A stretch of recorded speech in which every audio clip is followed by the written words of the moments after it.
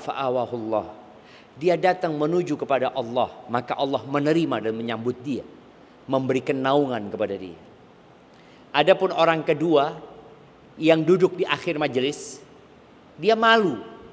Kayak yang duduk di saf kedua ini. Kenapa duduk di saf kedua? Malu kan? Iya. Fastahyallah min. Maka Allah malu dari dia. Artinya Allah tidak akan berbagi sama dia karena dia nggak mau gitu. Ada kesempatan tapi dia nggak mau. Yang ketiga yang pulang itu, maka Allah berpaling dari dia. Maka ayo maju ke depan.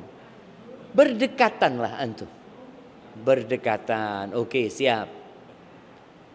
Baik, setelah berdekatan, udah saling kenal belum? Yang emak-emak memang kajiannya emak-emak. Yang bapak-bapak anak tanya. Yang pakai baju putih, iya antum. Kenal sama ini kanan antum. Yang di kanan. Oh, kok nggak kenalan? Kenalan dulu. Ya, yang belum kenal kenalan sama yang kanan kirinya. Yang belum kenalan kenalan dulu. Baru anda mau kajian ntar lagi. Nah, emak-emak sudah kenal semua. Itu kenapa ada di pojok sendiri? Hah?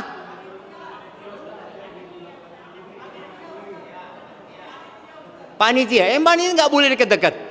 Boleh lah panitia dekat-dekat. Ya udah kenal semuanya.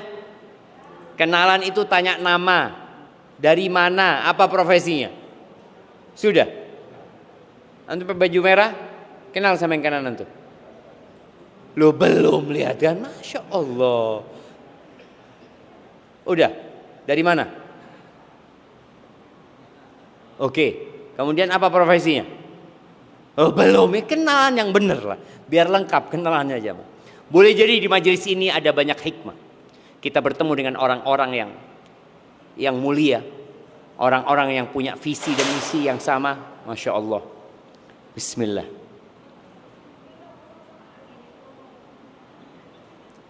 Iya, kalau semua sudah kenal kita lanjutkan. Allahumma salli wa sallim ala abdika wa rasulika Sayyidina wa maulana Muhammadin wa ala alihi wa ashabihi ajma'in, amma ba'd. Jamaah rahimakumullah, bicara ketaatan, ternyata manusia itu punya kecondongan kepada maksiat. Kalau kepada ketaatan dia harus berjuang. Tatkala Allah Azza wa Jalla selesai menciptakan surga dan neraka, Allah perintahkan Jibril, engkau lihat surgaku. Jibril melihat surga Allah, lalu mengatakan, ya Allah, tidak ada satupun orang yang mendengar tentang indahnya surga, tentang nikmat yang kau sediakan di sana, melainkan dia akan masuk surga. Dia akan punya keinginan masuk surga. Terus disuruh melihat neraka. Kau lihat neraka. Dilihat sama Jibril. Lalu Jibril laporan, ya Allah, tidak ada satupun hambamu yang mendengar tentang neraka, melainkan dia tidak akan masuk neraka. Dia takut. Kita itu takut dengan yang namanya azab. Akhirnya setelah itu engkau lihat lagi surga. Jibril berangkat melihat surga, ternyata surga itu dipagari dengan makari. Dengan perkara-perkara yang dibenci oleh jiwa manusia. Kemudian disuruh ngelihat neraka, ternyata neraka itu dipagari dengan syahwat. Dengan kesenangan-kesenangan manusia. Lalu Jibril datang kepada Allah. Aku takut ya Allah, nggak ada yang masuk surga. Dan aku takut semuanya masuk neraka. Kalau kita lihat di dunia ini, mana yang ramai? Tempat maksiat apa tempat ketaatan? Tempat maksiat. Tempat yang paling dicintai Allah itu masjid apa pasar? Yang lebih ramai mana? Pasar. Kita lihat pasar dibangun mewah-mewah, ya. Terus bertingkat, AC. Ini pakai AC juga kan? Tapi dikit. Kita tuh kalau masuk mall, baru sampai depan pintu gerbangnya udah dingin jemaah. Tapi masuk masjid, bapak-bapak dingin apa gerah? Kita lihat bagaimana rumah Allah yang seharusnya menjadi tempat kedamaian, yang orang masuk itu senang, kadang-kadang tidak menyenangkan. Beberapa musola di hotel-hotel ya, kadang-kadang kita lihat ya Allah ditaruh di tempat yang kumuh, di parkiran yang tidak lebih luas dari satu kamar hotel. Satu kamar hotel. Dibandingkan musola, sebagian hotel itu ya Allah kecil sekali dan pakai kipas. Kita sholat ya, kepingin cepat keluar ya. Tapi bicara kamar, Masya Allah. Kenapa itu terjadi? Allah Azza wa Jalla mengatakan di surat Al-A'la, di akhir surat Al-A'la. Sebelum ana bacakan ayat itu, surat Al-A'la ini kapan saja disunnahkan untuk dibaca? Nah, ibu-ibu. Satu yang jawab, yang angkat tangan, ya. Pada saat Salat Id. Oke, salat Idul Adha, Idul Fitri. Rakaat salat witir. Terus oke, masih kurang. Kita kasih yang kecil hadiahnya. Nah, siapa yang mau nambah? Ibu-ibu. Tapi kayaknya yang bisa jawab bapak-bapak. Nah, udah dijawab nih. Jumat. Ketika sholat Jumat itu dianjurkan rakaat pertama baca Sabbihisma rabbikal a'la. Rakaat kedua membaca Hal ataka hadithul ghasyiyah. Di akhir surat Al-A'la itu ada pernyataan Allah. Yang pernyataan itu sudah ada di kitab yang Allah turunkan kepada Nabi Ibrahim dan di kitab yang Allah turunkan kepada Nabi Musa. Apa kata Allah? Bal tu'thirunal hayatad dunya wal akhiratu khairu wa abqa. Akan tetapi kalian lebih mengutamakan, lebih mementingkan kehidupan dunia, sedangkan akhirat itu lebih baik dan lebih kekal. Nggak bisa dibandingkan dengan kehidupan dunia. Apa kata Allah? Inna hadza la fis suhufil ula. Ini potongan ayat ini ada di lembaran-lembaran yang terdahulu. Suhufi Ibrahim wa Musa. Sudah ada. Jadi memang tabiat manusia seperti itu. Makanya tema yang diangkat ini, ketaatan melahirkan ketaatan dan membawa keberkahan dalam hidup ya. Karena banyak orang yang nggak percaya. Buktinya itu Ustaz fulan nggak pernah sholat, tapi rizkinya Ustaz, Masya Allah, lancar ya, karirnya semakin tinggi. Ini yang selalu soft pertama, utang masih banyak. Kok bisa ya? Kenapa itu terjadi? Kok seakan-akan orang yang taat kepada Allah itu hidupnya susah? Jamaah yang bawa HP, ana minta untuk dibuka HP-nya. Buka surat At-Taubah ayat 55.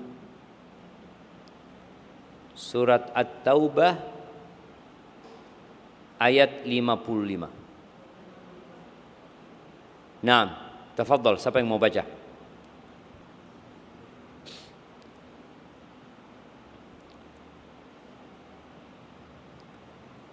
Iya. Bapak-bapak yang mau baca At-Taubah ayat 55, dibaca sama artinya.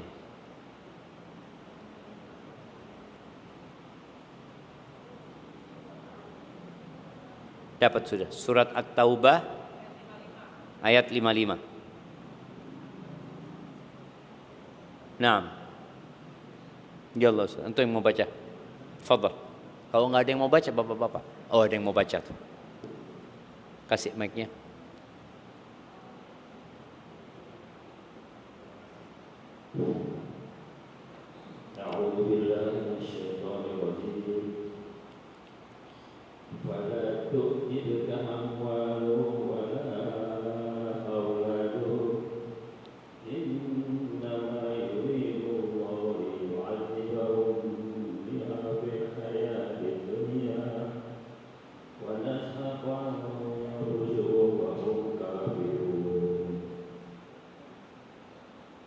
Artinya, maka janganlah harta benda dan anak-anak mereka menahan hatimu.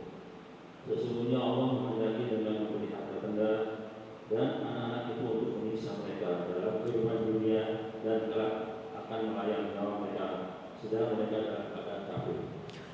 subhanallah jemaah. Yang membuat kita takjub itu biasanya apa? Harta. Kita ngelihat orang pakai jam, harganya miliaran ya.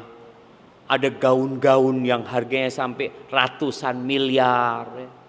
Kemudian kendaraan, bagaimana orang itu beli kendaraan dengan harga yang puluhan sampai ratusan miliar ya. Yang membuat kita itu takjub. Kalau kita lagi di pinggir jalan, tahu-tahu lewat mobil yang tipis-tipis itu, kita ngelihat. Lalu dalam bayangan kita, punya siapa ya? Kita kepingin tahu dengan pemiliknya. Allah Azza wa Jalla mengatakan, "Fala tu'jibka amwaluhum." Kalian jangan takjub sama harta mereka. Jangan. Wala auladum, anak-anak mereka yang dikatakan anaknya sukses, anaknya Masya Allah mencapai karir ketika umurnya masih muda belia, jangan takjub. Apa kata Allah? Innama yuridullah liyu'adzibahum biha. Allah sejatinya hendak mengadab mereka. Di mana? Fil hayatid dunya. Dalam kehidupan dunia. Bayangin. Ternyata harta dan anak sebagai media siksaan buat pemilik. Tapi mereka nggak sadar. Berapa banyak orang yang berpikir dengan dia sibuk bekerja mencari harta, dia akan bahagia. Ternyata enggak. Bahkan dia tidak bisa menikmatin apa yang dia miliki. Karena disibukkan dengan mencari dan terus mencari. Tahu-tahu mati. Berapa banyak orang yang mati uangnya miliaran, triliunan, tapi ditinggal. Maka ahibati fillah yang perlu kita fahami bersama, bahwasanya tatkala Allah menciptakan manusia, tujuannya adalah untuk mengabdi kepada Allah Azza wa Jalla. Kita tahu tuh dengan surat Adz-Dzariyat, Allah mengatakan, wa ma khalaqtul jinna wal insa illa liya'budun. Dan tidaklah aku ciptakan bangsa jin dan manusia kecuali untuk beribadah, bukan untuk yang lain. Ma uridu minhum min rizqin wa ma uridu an yut'imun. Aku enggak mau mereka kasih rizki sama aku. Enggak. Kita bekerja untuk kasih makan Allah? La. Innallaha huwar razzaq dzul quwwatil matin. Sesungguhnya Allah yang maha memberikan rizki dan dia yang maha kuat dan maha perkasa. Dan Allah tatkala memerintahkan manusia beribadah bukan karena Allah butuh. Beda ya, hubungan kita sama Allah dengan hubungan kita dengan tempat kita kerja berbeda. Kita bekerja tiap pagi masuk jam 8, pulang jam 4. Itu perusahaan butuh sama kita. Bahkan kalau kita adalah orang yang profesional, yang membuat maju perusahaan itu, maka kalau kita resign ditahan-tahan sama dia. Tapi kalau hubungan kita sama Allah, Allah mengatakan, wa qala Musa, Nabi Musa berkata kepada kaumnya. Coba dibuka firman Allah Azza wa Jalla. Allah mengatakan,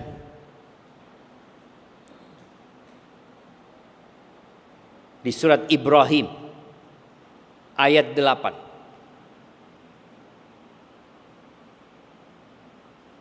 Surat Ibrahim ayat 8.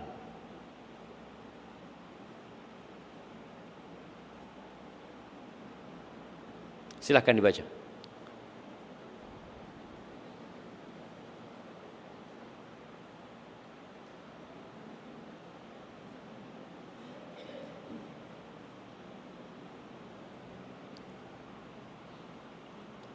Fadhal.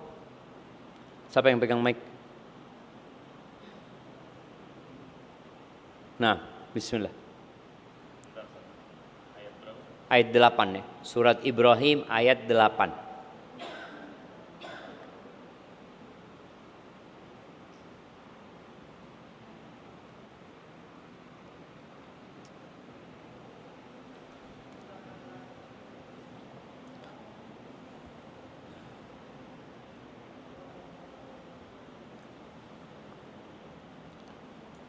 Nah,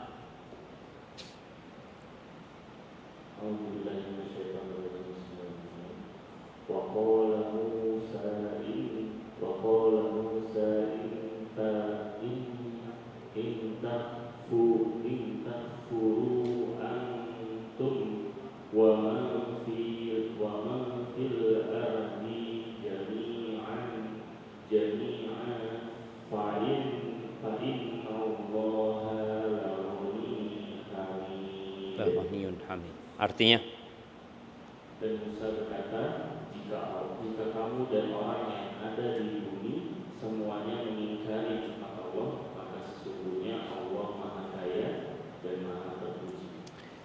bayangkan Nabi Musa mengatakan intakfuru antum, kalau kalian semua ingkar, kalian semua kafir, bukan hanya kalian, waman fil ardi jami'an, dan semua yang ada di muka bumi, maka sejatinya Allah la ghaniyun hamid. Allah Maha Kaya dan Maha Terpuji. Allah tidak membutuhkan ibadah kita. Allah nggak butuh kita puasa. Allah nggak butuh kita sholat. Allah nggak butuh kita ngaji. Terus kenapa Allah perintahkan kita? Untuk kebaikan kita. Jadi kadangkala manusia itu tidak sadar bahwa semua perintah Allah itu untuk kebaikan kita. Dan semua yang dilarang. Ketika Allah memerintahkan untuk menikah, Allah melarang berzina. Orang tatkala berzina, dia mungkin berpikir merasakan kelezatan. Dia mungkin berpikir merasakan keenakan. Sejatinya dia merasakan kelezatan yang semu.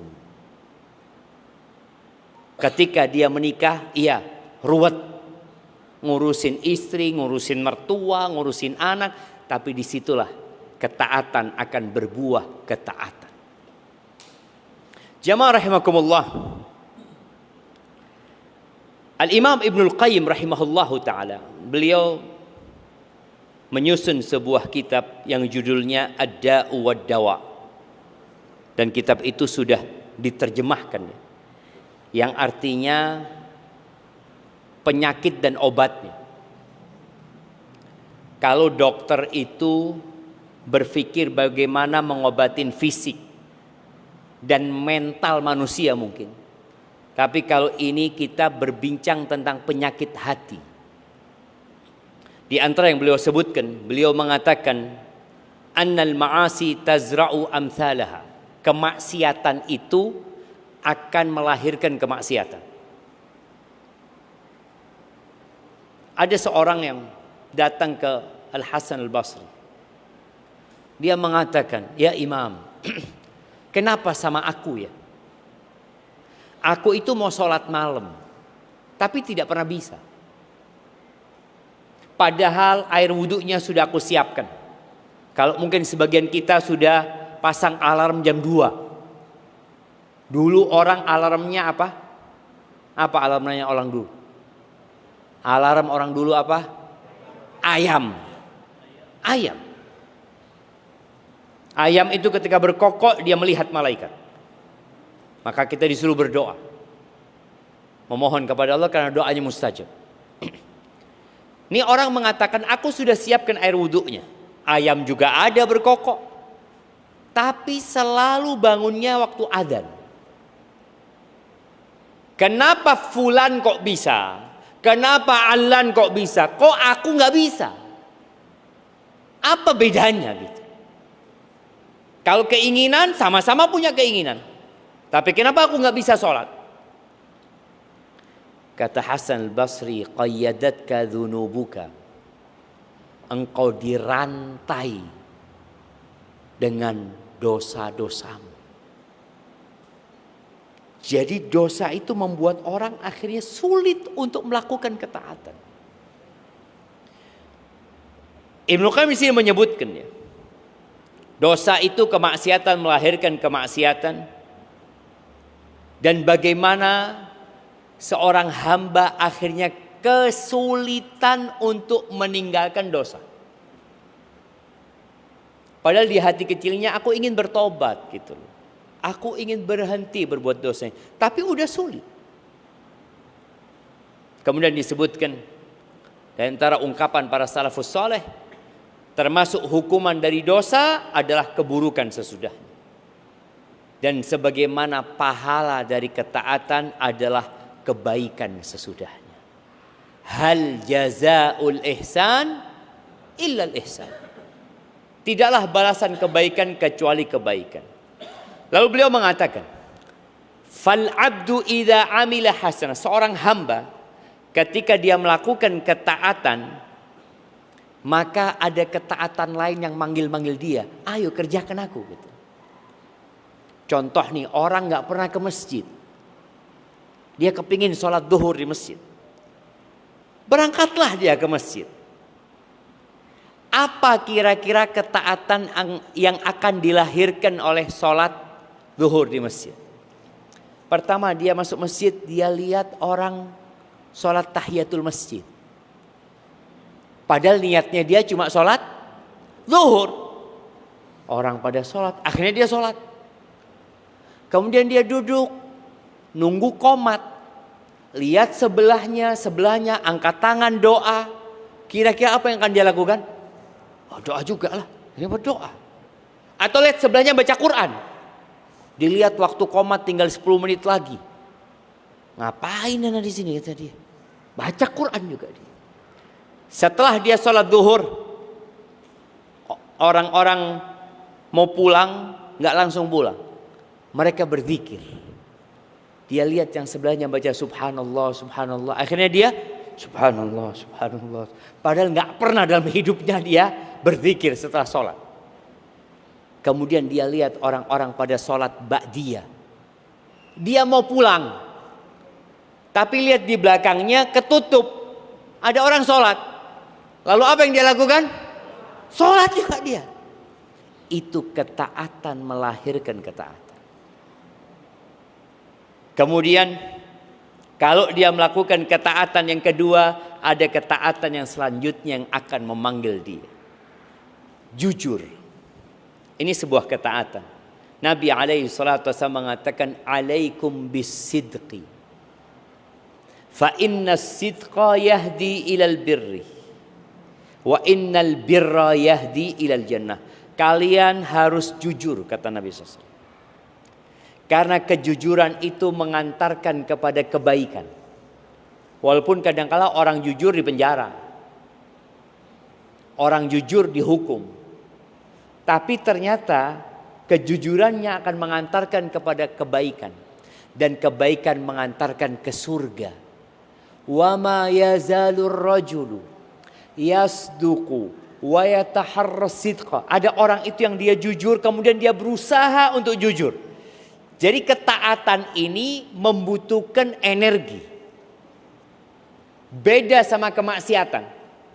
Energi untuk ketaatan itu lebih banyak. Contoh nih. Jangan bicara kemaksiatan, kita bicara hal yang mubah.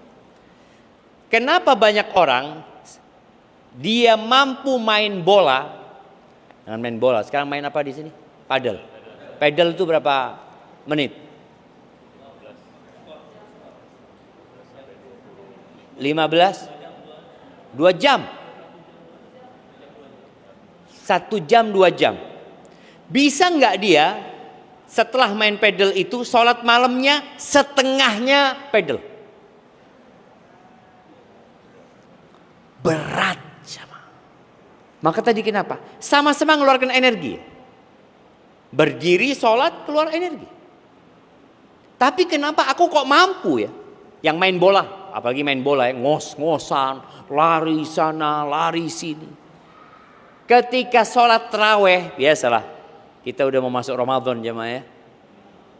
Benar mau masuk Ramadan. Rajab, Sya'ban, Ramadan.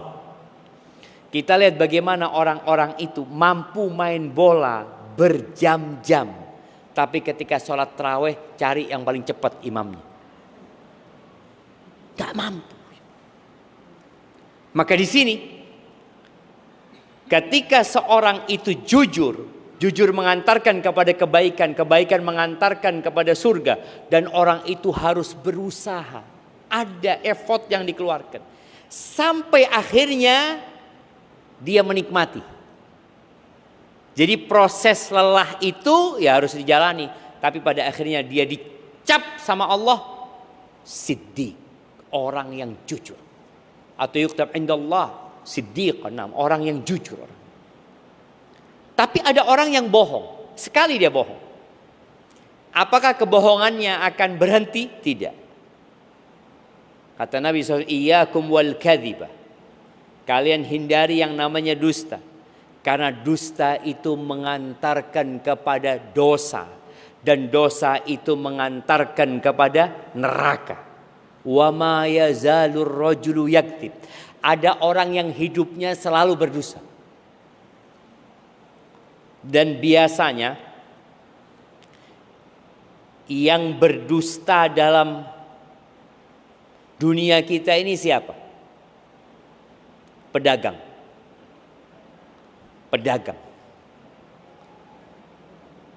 Makanya at-tajirus saduq ma'an nabiyyin.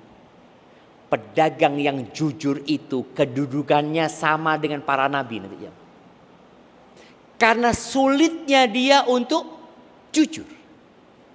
Makanya akhirnya ketika orang ini bohong, kemudian bohong, akhirnya dicap sama Allah kadzab. Pembohong. Sehingga dia tidak mampu untuk jujur. Orang-orang mengatakan ini orang Ustaz kalau jujur atau kalau nggak bohong, gatal-gatal badannya. Ada. Itu orang yang dicap memang pendusta.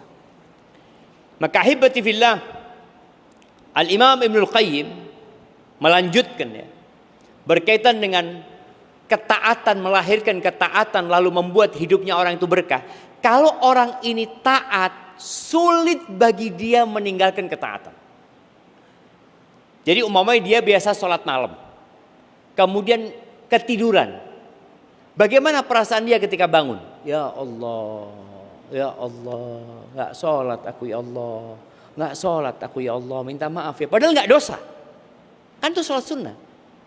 Karena sudah menikmatin dia. 2 malam yang lalu ya, Anda ketemu dengan seorang ibu-ibu ya. Dia cerita suaminya udah meninggal. Suaminya itu kena stroke, operasi. Ketika operasi selesai di ruang ICU masih dokternya ngomong sama ibu ini. Maaf ibu, kayaknya gagal operasinya. Ada yang terbalik. Ketika operasi itu ada yang kebalik. Kenapa? Bapak ini sekarang jam 2 malam bangunnya. Tidur jam 8 pagi. Kata istrinya, loh dari dulu bapak itu jam 2 bangun sholat malam. Jadi nggak kebalik. Memang itu adalah ketaatan yang biasa dia lakukan. Bangun. Sampai istrinya cerita ketika jam 2 anak telepon perawat yang di ICU. Anak telepon tolong bapak dibangunkan. Dalam kondisi dia di atas ranjang. Nggak bisa apa-apa tuh. Kata perawatnya, bapak sudah bangun. Nggak tidur bapak. Jadi bagaimana kita nih membiasakan diri dengan ketaatan. Sehingga ketaatan tidak jadi beban lagi. Nabi alaihi salatu wasallam mengatakan kepada Bilal ya. Qum ya Bilal fa'arihna bis salah. Bilal ayo bangkit Bilal. Bikin kita istirahat dengan sholat. Sebagian kita sampai hari ini masih istirahat dari sholat. Bukan istirahat dengan sholat, tapi kalau sudah sholat, alhamdulillah selesai sudah itu. Engkau tidak menikmati sholat itu. Bicara ketika imamnya sholatnya panjang, ada orang yang sudah menikmati. Ketika dia lagi menikmatin bacaan imam, tahu-tahu imamnya ruku, Allahu Akbar, ya Allah. Ketika ruku dia baca panjang rukunya, tahu-tahu imamnya sami Allahu liman hamidah. Ketika sujud dia baca subhana rabbiyal a'la. Kemudian dia mulai membaca doa karena dia tahu ini adalah posisi paling dekat dia dengan Tuhannya. Dia memohon kepada Allah, tahu-tahu imamnya Allahu Akbar. Tapi sebagian kita ketika sujud, ini kok lama imamnya ini. Jadi ada kondisi yang belum menikmati ibadah itu. Apa penyebabnya? Ya boleh jadi sholatnya masih asal-asalan. Dan ada orang yang ibadah kebiasaan. Berangkat umroh nih yang biasanya rajin umroh ya. Sekarang umroh itu jadi apa? Jadi kebiasaan. Yo umroh lagi seperti itu. Ketika sudah sering umroh, apa nggak ada tempat tujuan lain? Kok cuma gini doang? Kata dia. Dia mulai bosen sama umrahnya. Makanya kadang-kadang kepingin jalan-jalan kemana ya. Sampai teman ngomong nanti kayaknya Ustaz. Bukan nanti, sudah sebenarnya beberapa waktu yang lalu ya. Ada umroh plus nonton bola.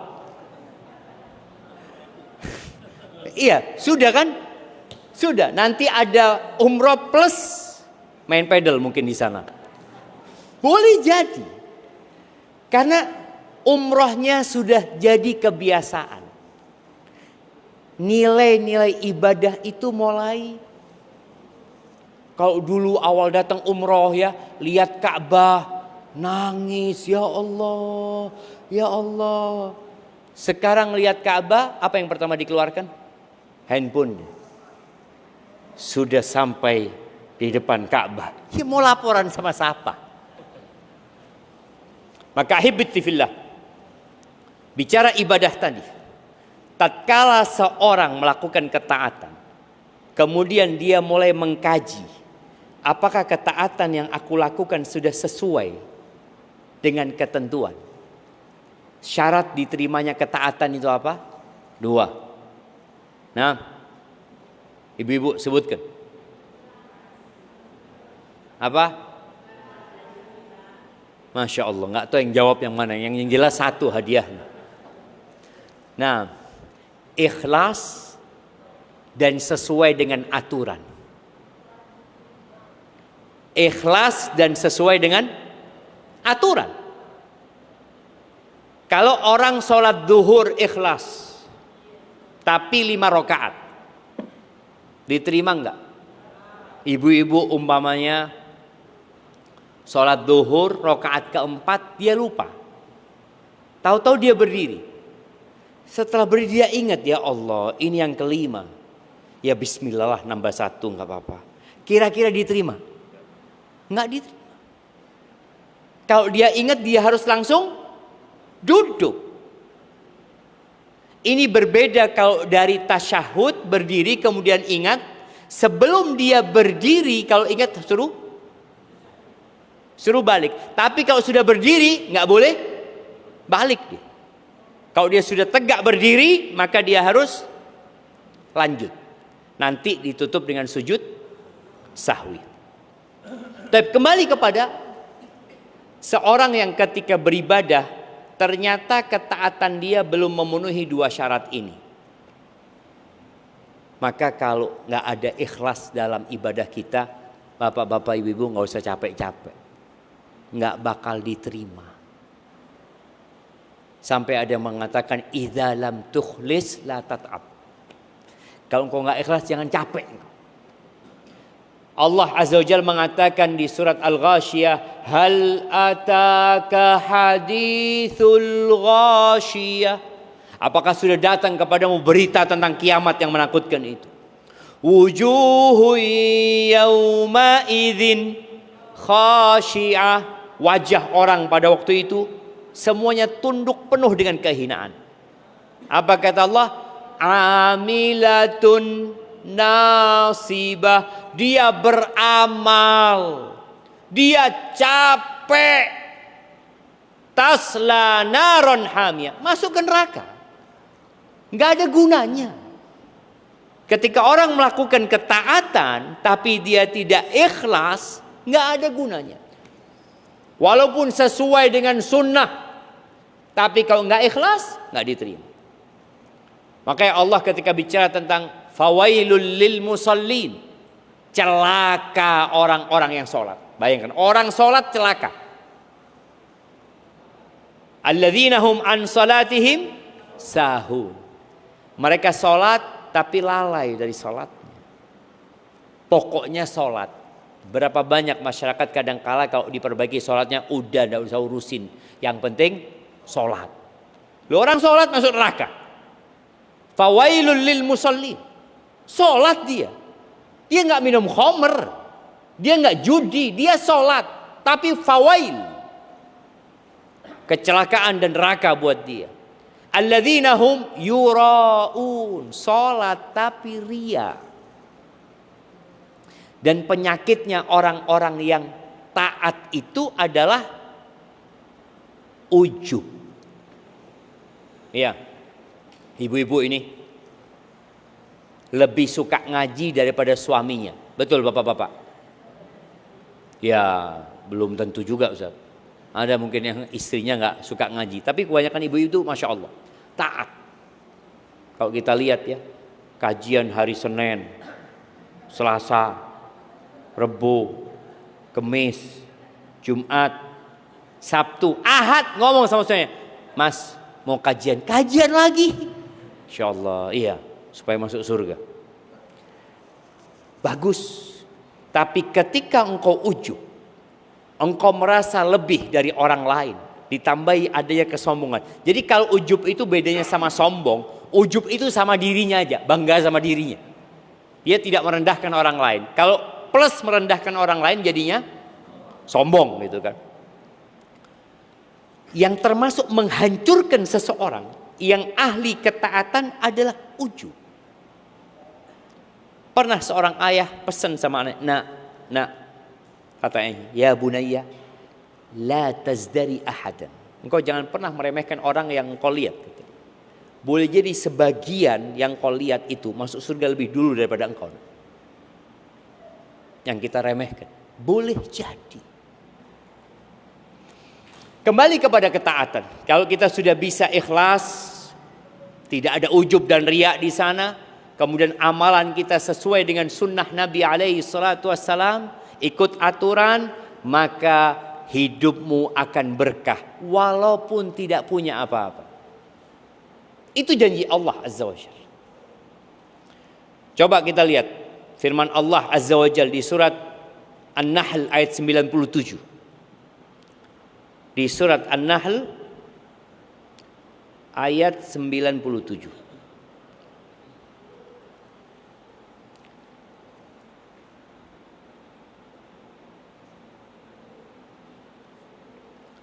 Tafadhal. Siapa yang mau baca? Nah, bapak-bapak yang sebelah kanan belum ada yang baca nih. Nah, kasihkan. Tafadhal.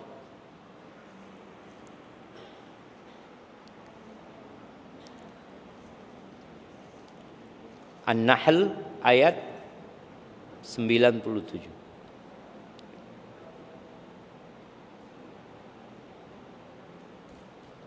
من عمل صالحا من ذكر أو أنثى وهو مؤمن فلنحيينه حياة طيبة ولنجزينهم أجرهم بأحسن ما كانوا يعملون.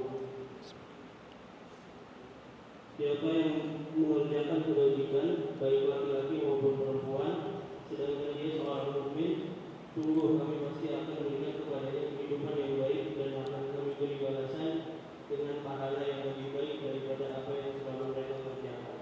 Allahu Akbar.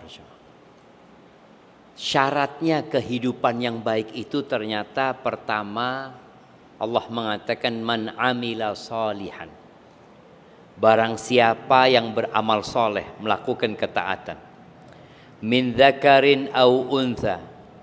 Baik dia laki-laki atau wanita. Wa huwa mu'min. Ini syarat yang tidak boleh tidak ada. Dia beriman. Karena muncul pemikiran-pemikiran yang mengatakan bahwasanya surga itu bukan hanya buat orang Islam, tapi buat orang baik.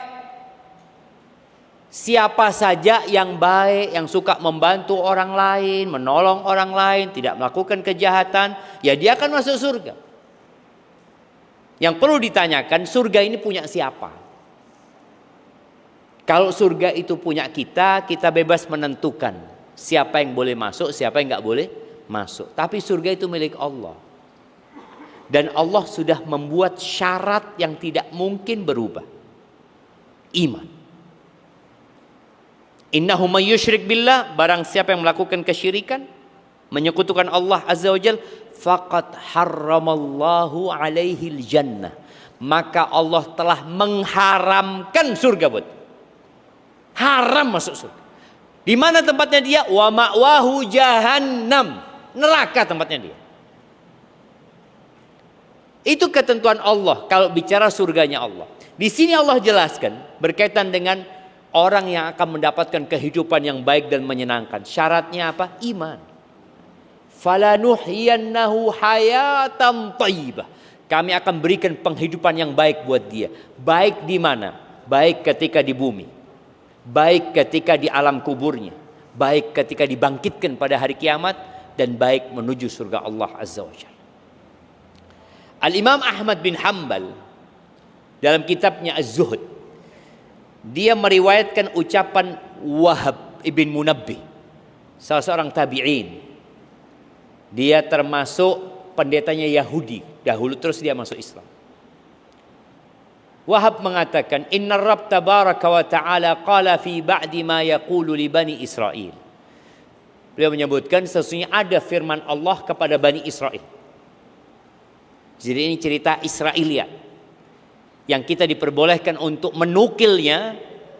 Kalau itu kebenaran yang kita percayai, tapi kalau kita tidak bisa memastikannya, kita nggak percaya dan tidak mendustakan. Apa yang dikatakan? Inni idza uti'tu raditu. Aku kalau ditaati, kata Allah nih, aku kalau ditaati, aku akan ridho. Wa idza raditu baraktu. Kalau aku ridho, maka aku akan kasih berkah kepada orang yang sudah aku ridhoin. Walaysa li barakati nihayah. Kalau aku sudah kasih berkah, nggak ada ujungnya, unlimited kalau bicara berkah dari Allah Azza wa Jalla. Wa inni idza usitu ghadibtu. Kalau ada yang bermaksiat kepada aku marah. Wa idza ghadibtu la'antu. Kalau aku marah, aku akan laknat orang itu. Wa la'nati tablughu sabi' minal walad. Dan boleh jadi laknatku mencapai sampai keturunan yang ketujuh. Maka di sini orang tua hendaklah hati-hati terhadap perkara-perkara yang dilarang oleh Allah Azza wa Jalla. Tapi jemaah rahimakumullah, Ibnu Abbas mengatakannya berkaitan dengan ketaatan itu akan membawa kepada ketaatan dan keberkahan dalam hidup ini. Beliau mengatakan innalil hasanati dhiya'an fil wajh. Ketaatan itu akan melahirkan cahaya di wajah. Jadi antum kalau melihat orang ya yang taat sama Allah, itu enak melihat wajahnya, walaupun mungkin kulitnya tidak putih. Wa nuran fil qalbi, Allah akan kasih cahaya di dalam hatinya. Wajahnya ceria, menyenangkan dilihat, ada cahaya di hati. Wa sa'atan fil rizki, rizkinya diberkahin sama Allah Azza wa Jal. Wa quwwatan fil badan, dan kekuatan di badannya. Wa mahabbatan fi qulubil khalqi, dan kecintaan di hati ciptaan Allah Azza wa Jalla. Bapak-bapak, ibu-ibu, ingat perang Badar. Berapa melawan berapa? 300 melawan 1000. Tapi 300 menang. Ingat perang Uhud, 700 melawan 3000. Siapa yang menang? Nah, perang Uhud 700 melawan berapa? 3000. Yang menang siapa? 3000. Pertama yang menang siapa? 700. Pada awal 700 menang. Tapi kenapa kemudian kalah? Karena maksiat. Bayangin. Awalnya Allah kasih kemenangan. Itu bagaimana para sahabat ya, jadi pemberani. Padahal kalau secara persenjataan tetap persenjataan orang musyrikin lebih canggih. Jumlah mereka lebih banyak. Tapi Allah berikan kekuatan kepada para sahabat menghadapi 3000. Sampai 3000 orang itu kabur jemaah. Di sini Allah berikan kekuatan.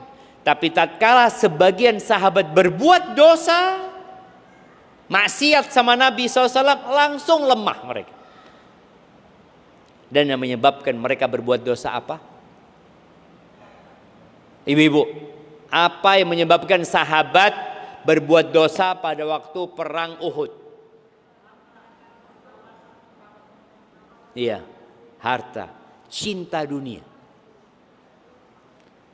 Oke, kasih hadiah, nggak tahu yang mana yang jawab sudah. Cinta dunia. Allah Azza wa Jalla mengatakan minkum man yuridud dunya wa minkum man yuridul akhirah. Sebagian kalian ambisinya dunia. Itu di medan perang, jemaah.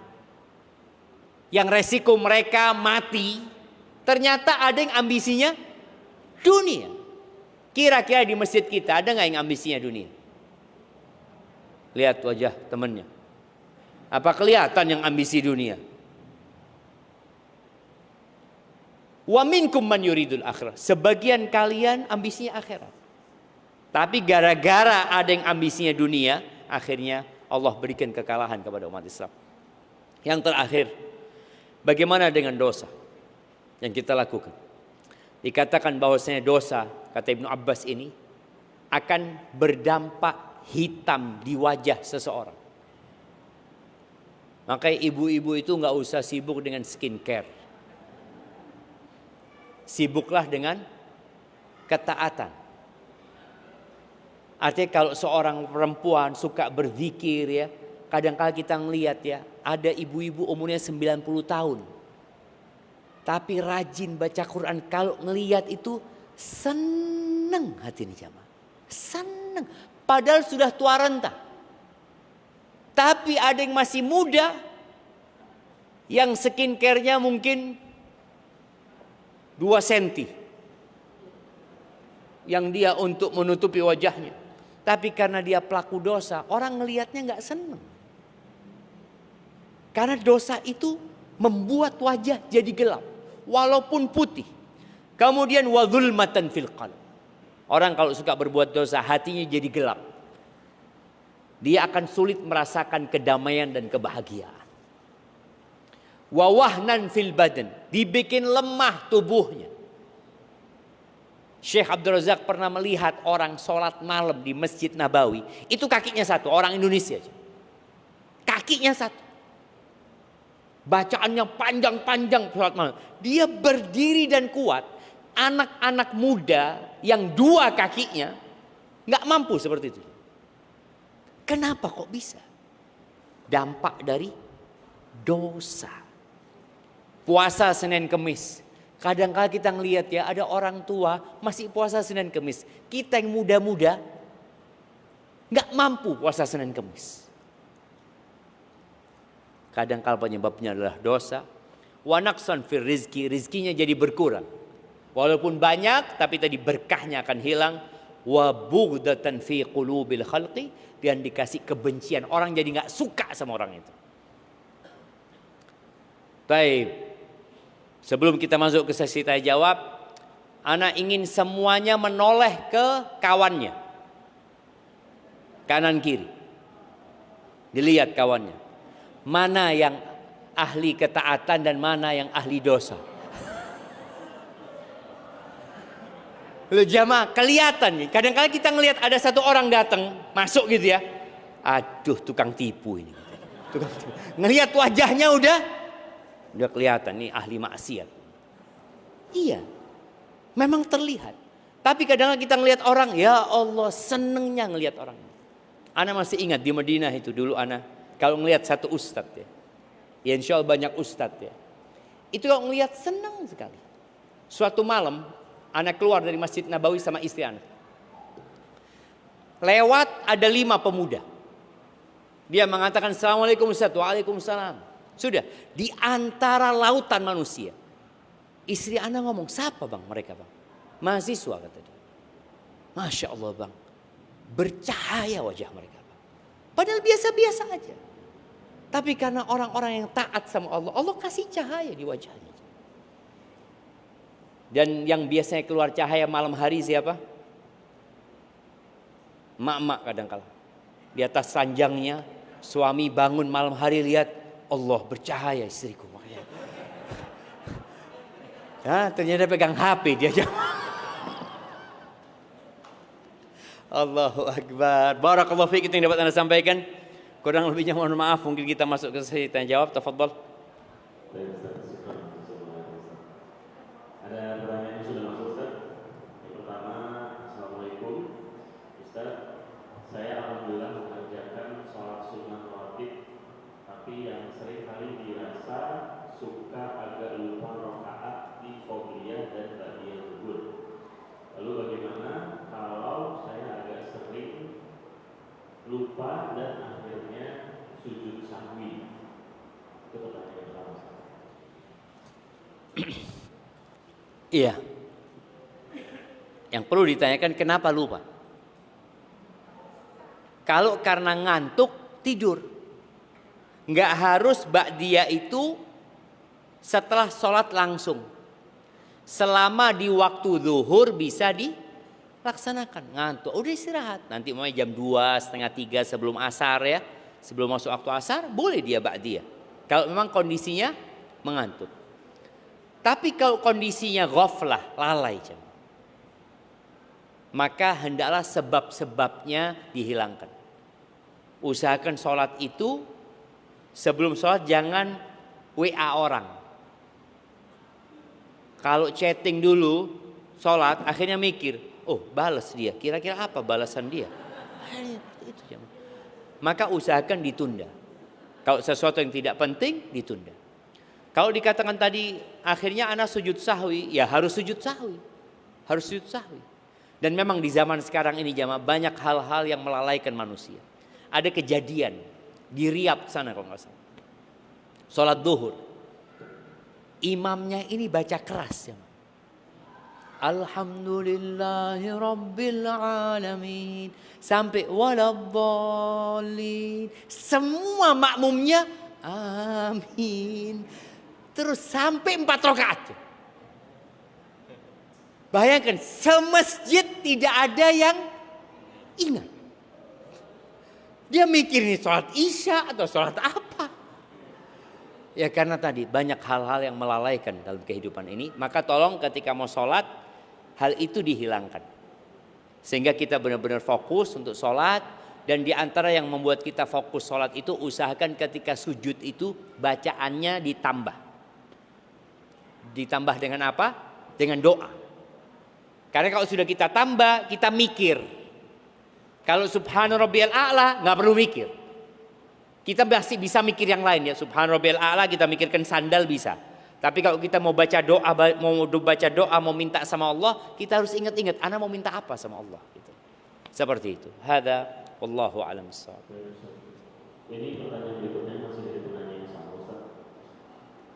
Seringkali juga bacaan sholat berusaha kita pahami Ustaz artinya, tapi kadang langsung hilang di saat itu ketika bicara di dalam hati. Ya Allah, Engkau Maha Tahu, hamba sudah berusaha untuk memahami, terkadang gerakan dan ucapan otomatis tanpa memahami artinya. Kalau seperti ini bagaimana Ustaz? Iya, tatkala kita apa istilahnya ya? Lagi baca tahu-tahu pikiran kita pergi. Yang pertama, bacalah a'udzubillahi minasyaitonirrajim. Terus meludah ke kiri 3 kali ya, baca a'udzubillahi minasyaitonirrajim. Karena memang digodain sama setan nggak mau kita khusyuk. Kalau tadi bicara dalam hati memohon kepada Allah, nggak ada masalah. Tapi usahakan ketika sujud kita minta sama Allah. Minta. Di antara doa yang perlu dibaca ya, Allahumma inni a'udzubika min ilmin la yanfa'. Ya Allah, aku berlindung kepadamu dari ilmu yang tidak bermanfaat. Wa min qalbin la yakhsha, dari hati yang tidak khusyuk. Wa min nafsin la tashba', dari jiwa yang tidak ada kenyangnya, nggak ada puasnya. Yang keempat, wa min du'ain la yusma', aw min da'watin la yustajabu laha, dari doa yang tidak dikabulkan. Jadi ketika kita sudah berusaha, dan ini termasuk sebuah kemuliaannya, kita itu bermuhasabah, kok aku sholatnya masih sulit ya, kok berat buat aku ini dan itu. Boleh jadi ini ibu-ibu yang tanya. Ya. Boleh jadi penyebabnya ibu-ibu karena ibu-ibu nggak taat sama suaminya, tidak menghargai suaminya, tidak menghormati suaminya. Ini benar. Pernah ada seorang perempuan tanya sama seorang syekh, kenapa aku kok tidak bisa menikmatin sholatku seperti dulu ketika dia masih gadis, tidak bisa menikmatin puasanya. Lalu ditanya sama syekh, bagaimana sikapmu kepada suamimu? Loh, ana tanya tentang ibadahku, apa urusannya sama suamiku?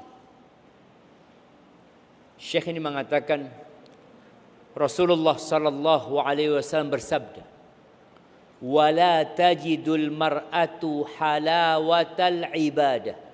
Seorang istri tidak akan merasakan lezatnya ibadah, khusyuknya ibadah, manisnya ibadah, hatta tuaddiya haqqa zaujiha, sampai dia menunaikan hak suaminya.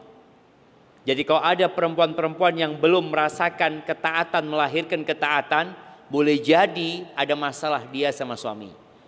Makanya kenapa tadi yang sampaikan ada emak-emak yang rajin pengajian ya, rajin sholat sunnah, rajin puasa sunnah, tapi kurang berkhidmat kepada suaminya, akhirnya berdampak kepada ibadahnya tidak nyaman. Barakallahu fikum. Sekarang untuk bapak-bapak dulu ya. Ada yang bertanya? Nah,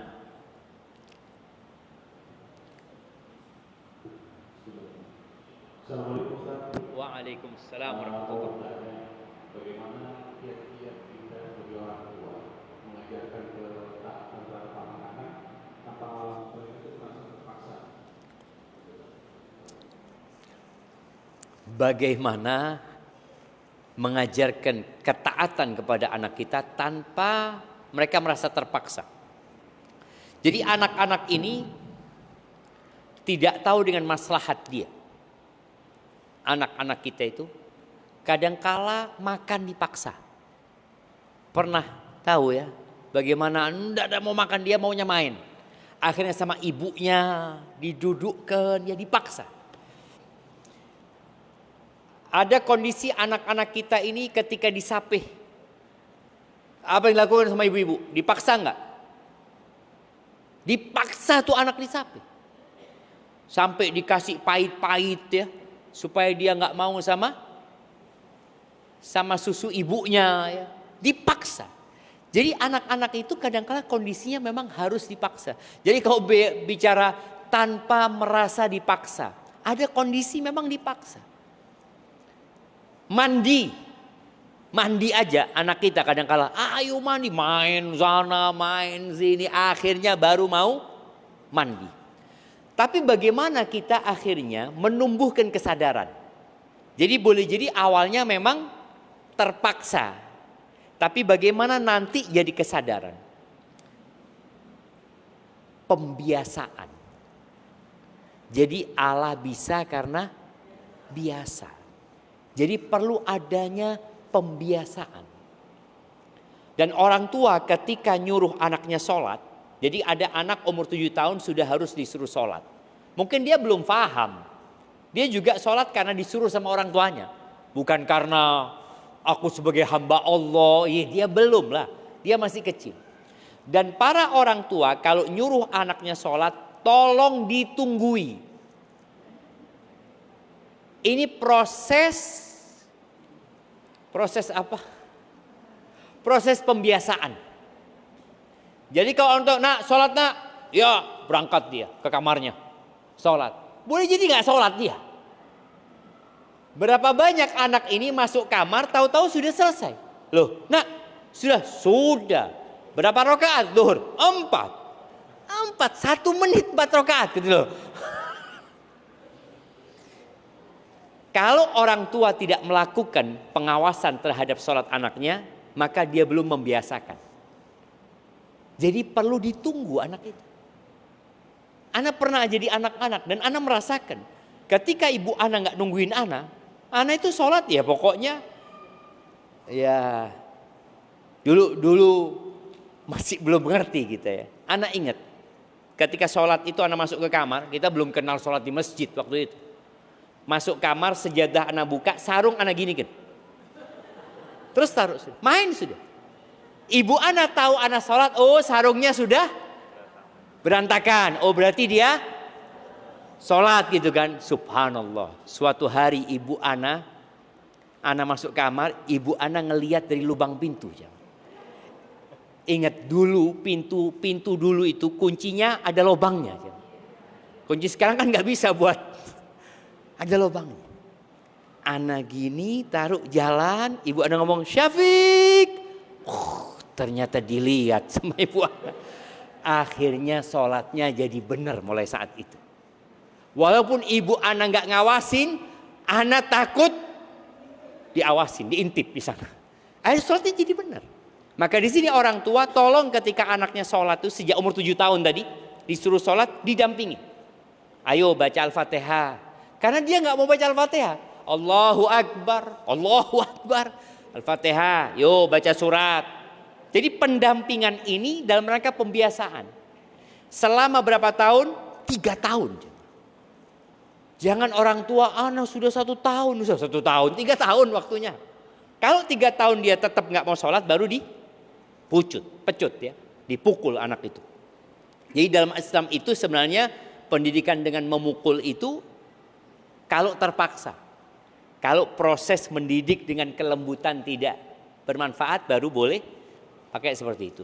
Kemudian yang kedua, ketika anak itu sudah bisa diajak bicara, maka kita sampaikan kepada dia, kenapa engkau sholat? Jangan ditakut-takuti melulu sama neraka. Tapi bagaimana memotivasi dia bahwa engkau sholat ini sebagai bentuk syukur kepada Allah. Allah yang ngasih kaki sama engkau. Allah yang ngasih tangan sama engkau. Jadi dia sadar, oh iya ya. Ketika dia melihat ada orang cacat umpamanya, gue lihat tuh orang kayak gitu. Allah kasih buat engkau. Jadi tumbuhkan kesadaran untuk bersyukur kepada Allah. Kemudian nanti ya surga Allah Subhanahu wa taala. Dan kudu sabar. Allah mengatakan wa'mur ahlaka bis-shalati wastabir 'alaiha. Suruh keluargamu salat dan sabarlah. Ini para suami tetap harus nyuruh istrinya sholat.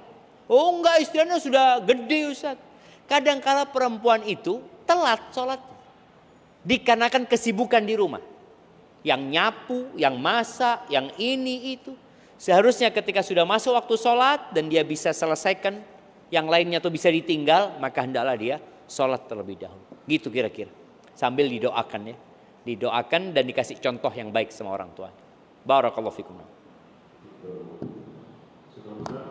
Pertanyaan berikutnya Ustaz dari jamaah Kuat.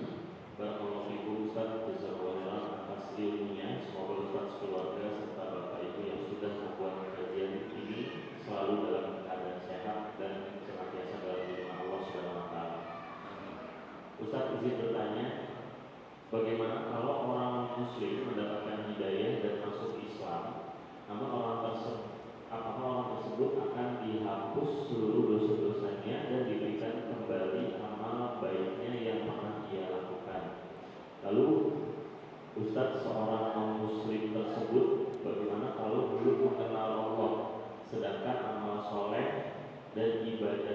yang dilakukan harus ikhlas dan ittiba. Lalu juga bagaimana bisa amal baiknya dikembalikan sedangkan pada saat itu dia belum bertauhid. Subhanallah. Masya Allah, barakallah fiik ya. Ini pertanyaan yang menarik ya. Karena orang itu khawatir kalau dia masuk Islam ketika umur 40 tahun. Bagaimana dengan 40 tahun sebelum dia masuk Islam? Bagaimana dengan kebaikan-kebaikan yang dia lakukan? Apakah dia mulai nol? Jadi ketika dia masuk Islam itu, apakah nol dia? Kemudian mulai dicatat kebaikan-kebaikan dia? Tidak, jemaah.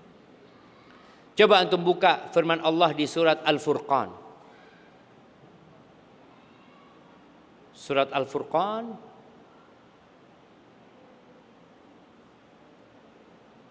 di ayat 70. Surat Al-Furqan di ayat 70.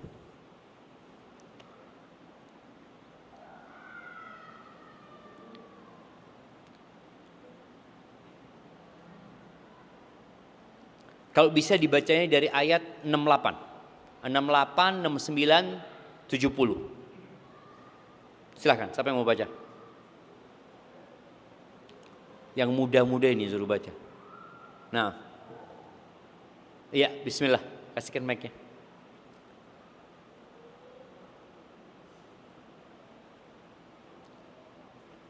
Bismillah.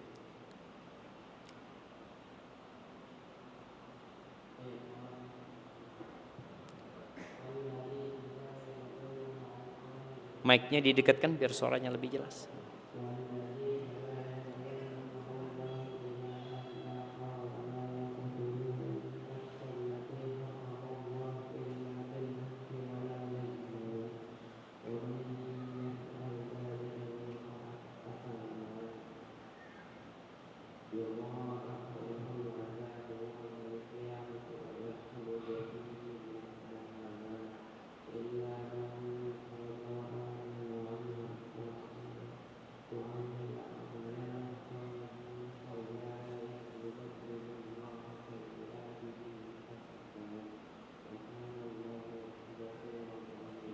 Masya Allah, barakallahu fiik. Artinya, bapaknya bacain artinya. Nah. Dan barang siapa dan orang-orang yang tidak menyembah Tuhan yang lain beserta Allah dan tidak membunuh jiwa yang di hadapan Allah membunuhnya kecuali dengan alasan yang benar dan tidak berzina. Barang siapa yang melakukan demikian itu niscaya ia mendapat pembalasan dosanya. Akan dilipat gandakan azab untuknya pada hari kiamat dan dia akan kekal dalam azab itu dalam keadaan terhina. Kecuali orang-orang yang bertobat, beriman dan mengerjakan amal soleh, maka itu kejahatan mereka di hati Allah dengan kebajikan dan adalah Allah Maha Pengampun lagi Maha Penyayang. Barakallahu fiik, subhanallah jemaah. Jadi ternyata orang ketika masuk Islam, dia itu tidak nol. Allah sebutkan di sini, illa man taba, kecuali orang yang bertobat, wa amana, dia beriman dan beramal soleh, fa ulaika yubaddilullahu sayyiatim hasanat. Maka dosa-dosa dia yang lalu, bukan bicara kebaikannya. Dosa-dosa dia yang lalu itu diganti kebaikan. Kalau dia punya 1.000.000 dosa, maka dalam catatannya 1.000.000 kebaikan plus kebaikan-kebaikan yang dia lakukan. Maka jadi tidak dianggap nol ya. Kalau dikatakan, oh dia kan pada waktu itu melakukan ketaatannya bukan karena Allah, dia kan nggak ikhlas, ya jadi dosa. Maka dosanya pun akan dirubah menjadi kebaikan oleh Allah Subhanahu Wa Taala. Maka jangan khawatir. Ketika seorang bertobat, dosanya diampuni, nol dosanya, kemudian dirubah menjadi kebaikan buat dia. Barakallahu fiik. Kemudian pertanyaan yang selanjutnya tadi berkaitan bagaimana kalau dia nggak kenal sama Allah, sudah masuk Islam. Nah, ketika orang ini masuk Islam ya, ingat masuk Islam itu harus dengan lisan dan dengan hati. Karena orang-orang munafik itu Islamnya hanya dengan lisan. hatinya enggak. Maka ya Allah mengatakan wa minan nasi may yaqulu amanna billahi wa bil yaumil akhir. Ada di antara orang-orang yang mengatakan kami beriman kepada Allah dan hari akhir. Lisannya ngomong gitu. Apa kata Allah? Wa ma hum bimu'minin. Mereka bohong, mereka enggak beriman. Jadi kalau orang ini masuk Islam, maka dia harus tahu dengan makna la ilaha illallah Muhammad Rasulullah. Paling tidak itu yang harus dia ketahui. Kenalkan kepada dia Allah, bahwa tiada yang berhak disembah kecuali Allah. Banyak sesembahan di muka bumi, tapi yang benar cuma Allah. Dan Muhammad adalah utusan Allah sallallahu alaihi wasallam. Jadi orang kalau masuk Islam, ada orang yang masuk Islam karena menikah. Dia menikah masuk Islam, oke, alhamdulillah dia mau masuk Islam. Tapi hendaklah dipahamkan, ini tugasnya istri kalau suaminya masuk Islam. Dan tugasnya suami kalau istrinya masuk Islam. Semoga dengan cara itu nanti dia akan mengenal Allah Azza wa Jal dengan selalu diajari. Barakallahu fikum. Naam. Silakan dari Bapak-bapak, jika ada pertanyaan lagi.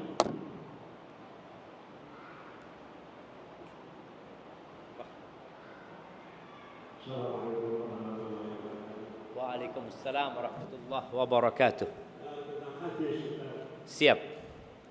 Apakah para ulama ada kesepakatan ini hadis palsu dan ini hadis dhaif, ini hadis sahih? Apakah klasifikasi itu kesepakatan seluruh ulama atau bagian ulama tertentu? Masya Allah, Masya Allah. Barakallahu fiik. Jazakumullah khairan ya. Ya, pertanyaan yang menarik ya, berkaitan dengan sumber agama kita. Kita tahu Allah menurunkan Al-Quran kepada Nabi Muhammad SAW. Kemudian Nabi Muhammad SAW menyampaikan kepada para sahabatnya, menjelaskan Al-Quran dengan hadis-hadisnya. Kemudian beliau meninggal dunia, lalu hadis itu dinukil kepada kita. Proses penukilan tadi, kalau Al-Quran itu dinukil secara mutawatir. Mutawatir artinya banyak orang yang gak mungkin mereka berbohong. Gak mungkin, bersepakat untuk kebohongan itu gak mungkin, itu namanya mutawatir. Adapun hadis-hadis Nabi SAW, maka hadis itu macam-macam.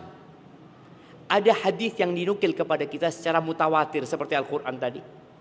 Ada hadis itu yang dikenal dengan aziz, yang periwayatnya 2. Ada hadis itu yang periwayatnya cuma 1.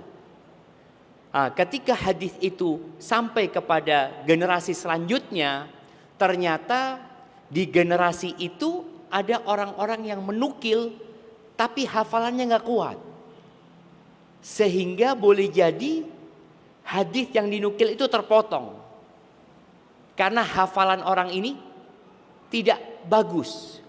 Dan boleh jadi ada hadis yang dibuat. Bicara hadis dibagi 3, para ulama menyebutnya, memang pembagian itu bisa disebut sepakat para ulama. Pembagian itu ada hadis sahih, ada hadis dhaif. Kalau dhaif itu artinya lemah. Ada hadis palsu, maudhu, itu ada. Tapi menetapkan mana hadis yang sahih, mana hadis yang dhaif, mana hadis yang maudhu, itu para ulama kadangkala terjadi perbedaan pendapat di antara mereka. Tapi kalau hadis palsu, insya Allah sepakat. Karena dia memang ya palsu, namanya hadis palsu itu bohong. Tapi kalau dhaif, boleh jadi menurut sebagian ulama, enggak, ini kuat hadis ini. Kenapa? Karena ada penguatnya dari hadis yang lain, seperti itu. Jadi ijtihad para ulama menetapkan mana hadis yang sahih dan mana hadis yang dhaif nantinya. Makanya kalau kita lihat Imam Bukhari menyebutkan, aku akan sebutkan dalam kitabku semua hadis yang sahih saja. Imam Muslim juga. Tapi imam yang 4, ada Imam Abu Dawud, Imam Nasai, Imam Tirmidzi, dan Imam Ibnu Majah, mereka tidak mensyaratkan itu. Tapi selama hadis itu lemahnya tidak terlalu kuat, tidak terlalu berat, dia akan cantumkan. Boleh jadi ada penguat dari hadis yang lain. Disinilah muncul ijtihad para ulama kemudian seperti itu. Bagaimana sikap kita? Kita kan bukan ulama nih. Kita nggak mengerti ini sahih apa dhaif, Ustaz. Ya sudah, kita kembali kepada ulama-ulama yang mengerti, yang tahu, kita ikuti mereka. Jadi paling tidak kita itu aman karena kita mengikuti orang yang ahli hadis. Barakallahu fikum. Seperti itu kiranya Bapak. Haikumullah. Ada lagi? Nah. Bismillah. Ustaz berkaitan dengan ketaatan melahirkan ketaatan. Ketaatan orang tua akan melahirkan ketaatan pada anak. Tapi apabila orang tua baru mengenal, mendapatkan hidayah setelah anak-anaknya akil atau dewasa, bagaimana sikapinya? Subhanallah jemaah. Anak-anak itu fitnah dan zina. Zina itu artinya perhiasan ya. Makanya orang kalau nggak punya anak tadi nyesel ya, anak sedih. Yang jemput anak tadi itu dari hotel ke acara sebelum ini udah sepuh dia. Kita ngobrol, anak tanya, abang berapa anaknya bang? Dia mengatakan sampai saat ini belum dikasih Ustaz. Anak nikah mulai tahun 94 kata dia. Berapa tahun jadi?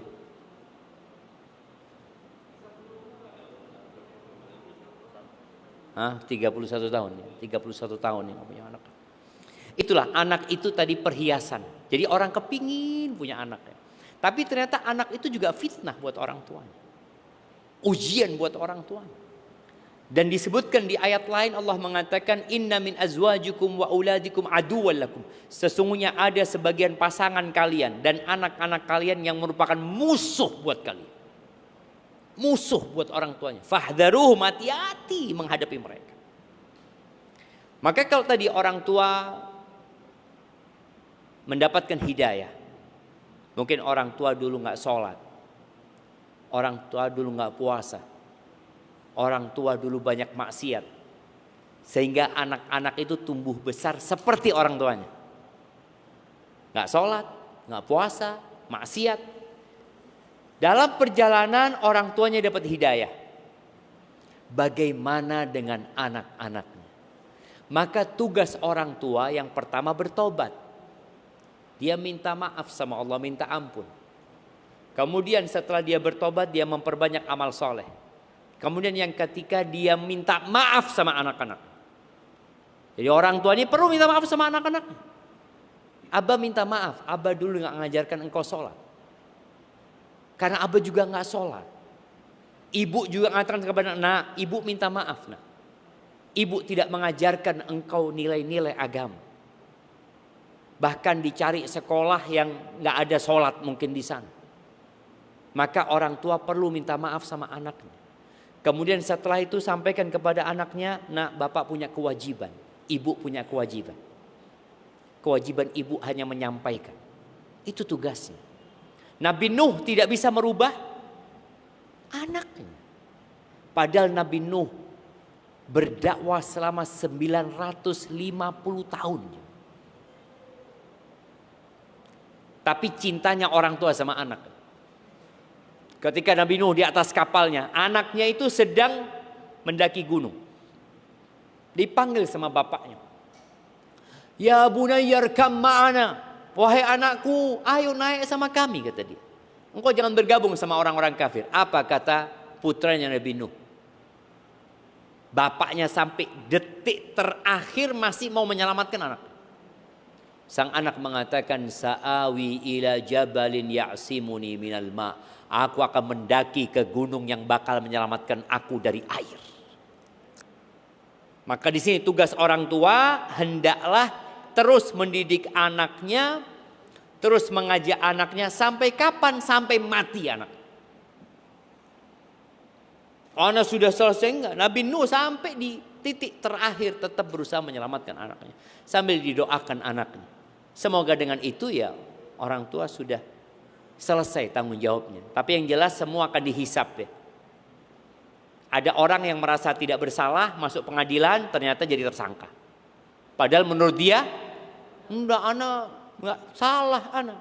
Begitu pula para orang tua. Boleh jadi ada orang tua yang mengatakan, enggak Ustaz, saya sudah laksanakan tugas saya. Oh, enggak ada masalah. Nanti akan ada sidang. Di sidang itu akan tampak siapa yang salah dan siapa yang tidak salah. Kiranya seperti itu, dan buat orang tua sabar menghadapi anak mungkin yang sulit diatur ya. Kadang-kala orang tua punya anak di pesantren, pulang sampai rumah tetap harus dibangunkan sholat subuh.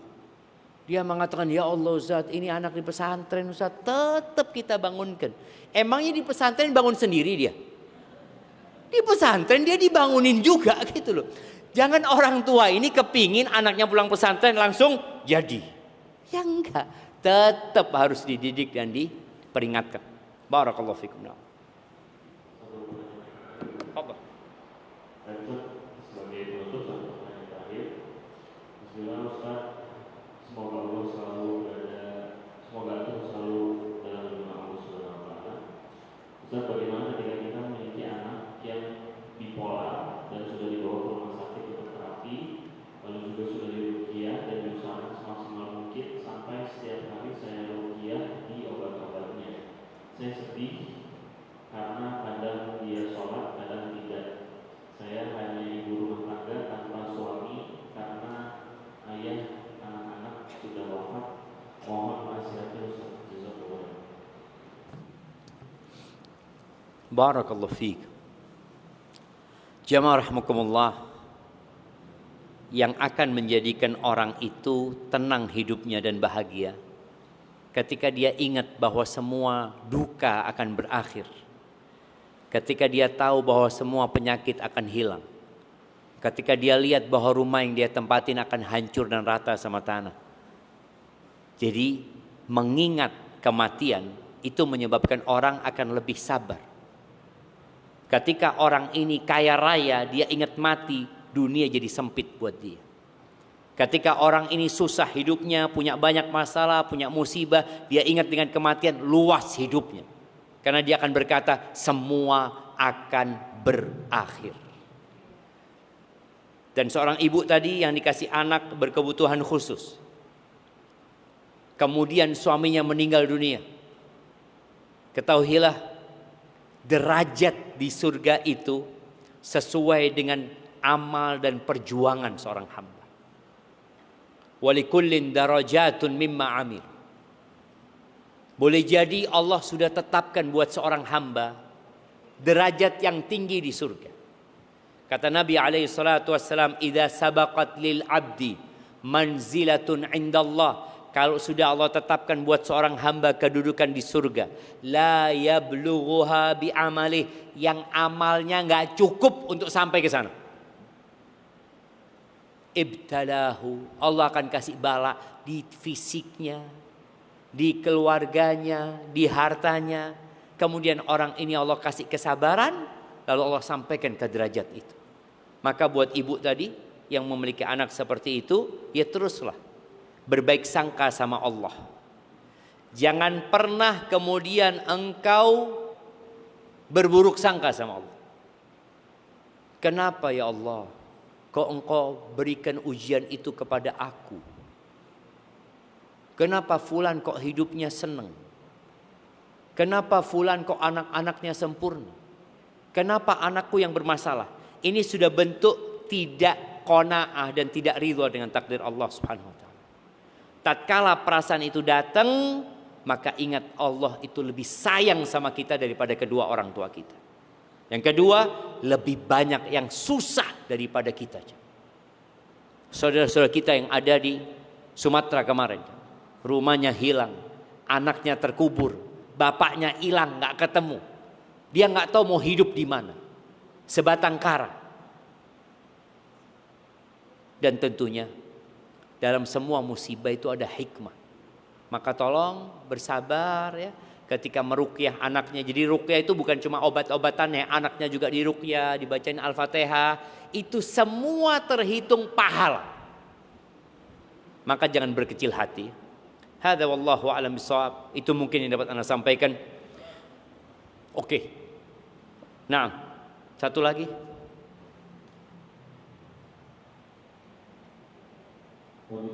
Nah, tafadhal.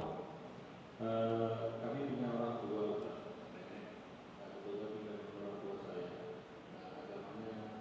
belum dapat hidayah. Yang menjadi pertanyaan, apabila suatu saat orang tua itu meninggal duluan, kemudian meninggal di rumah kita, dan kebetulan ada saudara dari ibu tua saya itu beda agama, bagaimana sikap kita terhadap jenazahnya? Karena kan meninggal di rumah kita, biasanya mereka menuntut untuk mengadakan kegiatan-kegiatan Di rumah kita. ibadah rumah. Jadi ibu ini, nenek, tinggal sama siapa? Sama ibu. Iya.